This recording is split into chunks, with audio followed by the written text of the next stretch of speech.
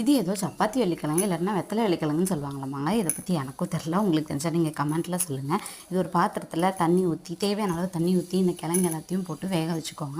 நல்லா வேக வச்சுக்கோங்க. வேந்த வாட்டி தோலை உரிச்சிட்டு இந்த மாதிரி பொடி மாஸ் பண்ணுற மாதிரி பொடி பொடியாக ஒரு பாத்திரத்தில் வந்து போட்டு வச்சுக்கோங்க. அடுத்து ஒரு வானலில் எண்ணெய் ஊற்றி கடுகு போட்டு கடலப்பருப்பு போட்டு வறுத்து விட்டுக்கோங்க. அப்புறமா வந்து உங்களுக்கு தேவையான அளவு வெங்காயம், ஒரு பெரிய வெங்காயம் போட்டிங்கன்னா போதும். போட்டு நல்லா வதக்கி விட்டுக்கோங்க. கருவேப்பிலை, மிளகா அதெல்லாமே போட்டுக்கோங்க. நாங்கள் 2 மிளகா போட்டிருந்தோம். உங்களுக்கு தேவையான அளவு நீங்கள் போட்டுக்கோங்க. போட்டுட்டு கொஞ்சமாக மஞ்சத்தூள் ஒரு 1/4 டேபிள் ஸ்பூன் போட்டிங்கன்னா போதும்.